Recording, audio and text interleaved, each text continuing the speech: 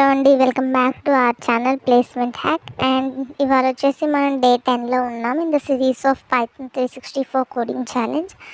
And ఈ series అనేది ఇంతే కంటిన్యూ అవుతూ ఉంటుందండి. So keep following us for more updates. And ఇవాళ క్వశ్చన్ వచ్చేసి ఏంటంటే program to reverse a number, అంటే ఒక నెంబర్ని రివర్స్ చేయడం అనమాట. ఇప్పుడు ఫర్ ఎగ్జాంపుల్ 123 అని ఇచ్చామనుకోండి, మనకు అవుట్పుట్ 321 అని వస్తుంది అనమాట.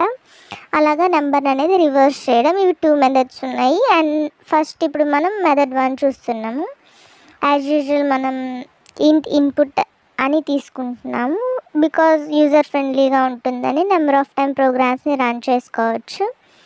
అండ్ ఒకసారి ఇన్పుట్ స్టేట్మెంట్ ఇచ్చాక నెక్స్ట్ వచ్చేసి మనం ఒక వేరియబుల్ తీసుకుంటాం అనమాట. ఆ వేరియబుల్కి ఏంటంటే 0 అని అసైన్ చేసుకుంటాము. ఎందుకంటే ఇది ఫర్దర్ దీని యూజ్ మీరు చూడొచ్చు. ఒక వేరియబుల్ తీసుకొని దానికి 0 అసైన్ చేసుకుని వైల్ నెంబర్ అనేది గ్రేటర్ దాన్ 0 అయితే లూప్లోకి ఎంటర్ అవుతుందండి, ఆర్ఎల్స్ అక్కడితో టెర్మినేట్ అవుతుంది. సో మనం ఇచ్చే ఇన్పుట్ అనేది గ్రేటర్ దాన్ 0 ఉండాలన్నమాట. అండ్ దెన్ నెక్స్ట్ వచ్చేసి ఏంటంటే మనం ఒక కొత్త వేరియబుల్ని తీసుకుంటాము.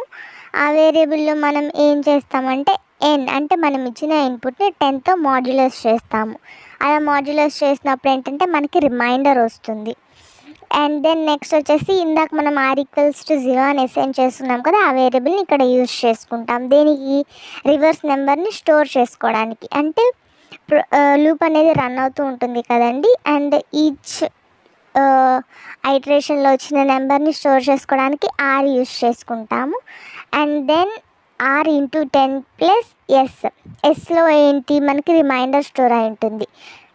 అండ్ నెక్స్ట్ వచ్చేసి n=n ఫ్లోర్ డివిజన్ 10 ఇస్తున్నాము. ఎందుకంటే 10తో ఫ్లోర్ డివిజన్ చేసినప్పుడు మనకి ఇక్కడ ఏంటంటే డివైజర్ వచ్చింది. అంటే ఏంటి? ఇప్పుడు ఫర్ ఎగ్జాంపుల్ మనం 1 2 3 ఉంది, దీన్ని మనం 10తో డివైడ్ చేసామనుకోండి, మనకు అవుట్పుట్ 12 వస్తుంది. అంటే 3 అనే రిమైండర్ కాకుండా ఏదైతే డివైడ్ చేసావో అవి వస్తాయి అన్నమాట.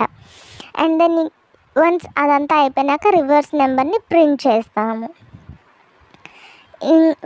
వన్స్ మనం ప్రోగ్రామ్ని రన్ చేసాము, నెంబర్ ఇచ్చాము 543.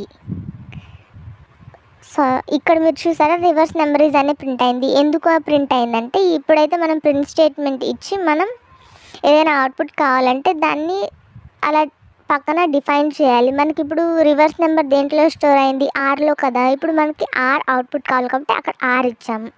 ఇప్పుడు మీరు చూసినట్లయితే 543 రివర్స్ చేస్తే 3 4 5 అదే చూసారు కదా, అదే వచ్చింది అవుట్పుట్లో. అండ్ దీని లాజిక్ ఏంటంటే ఫస్ట్ 543 తీసుకున్నాం, దాన్ని మాడ్యులస్ 10తో చేసినప్పుడు మనకి రిమైండర్ వచ్చింది. ఆ రిమైండర్ని మనం ఆర్లో స్టోర్ చేసుకుంటూ ఉంటాము. అలా స్టెప్ వైజ్గా స్టోర్ చేసుకుంటూ వచ్చి అండ్ దెన్ n=123 అనే ఉందనుకోండి, దాంతో 10తో మాడ్యులస్ చేస్తే ముందు చెప్పినట్లు డివిజన్ వస్తుంది అనమాట. అలాగా ఇది ఐటరేట్ అవుతూ ఉంటుంది.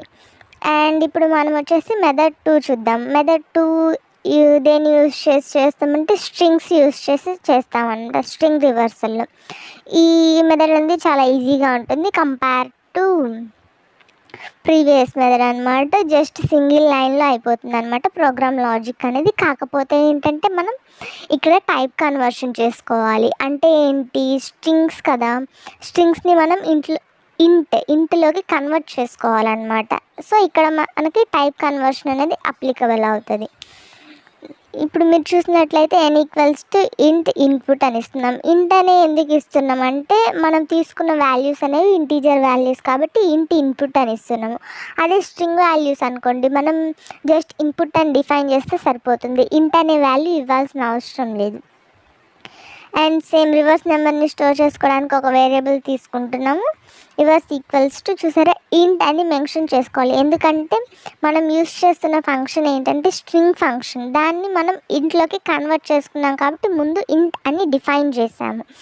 అండ్ దెన్ ఇక్కడ చూసినట్లయితే మీరు n ఆఫ్ దేన్ని మనం రివర్స్ చేస్తున్నాము. మనం ఇచ్చే డేటా ఎన్లో కదండి స్టోర్ చేసుకుంటుంది. సో ఎన్ అని ఇచ్చి ::-1 అంటే ఇది ఏంటంటే స్ట్రింగ్ ఫంక్షన్స్లో యూజ్ చేస్తారనమాట. ::-1 అని ఇస్తే ఏంటంటే మనం ఇచ్చిన ఇన్పుట్ అనేది డైరెక్ట్గా రివర్స్ అయిపోతుంది. Without using any further calculations ఏం చేసే పని లేదు. మనం మెథడ్ 1లో చూసినట్టు క్యాలిక్యులేషన్స్ ఏం చేసే పని ఉండదంటే డైరెక్ట్గా ఇన్పుట్ అనేది రివర్స్ అయిపోతుంది. మీరు చూసినట్లయితే ఇప్పుడు చూడండి, మనం ఏదో ఒక వాల్యూ 1 2 3 అని ఇస్తున్నాము. అవుట్పుట్ చూసినట్లయితే 3 2 1 చూసారు కదండి. సింగిల్ లైన్లో ప్రోగ్రామ్ లాజిక్ అనేది అయిపోతుంది. కానీ మనకి మెథడ్ 1 అనేది ఎక్కువగా కన్సిడర్ చేసుకుంటారండి కంపేర్ టు మెథడ్ 2.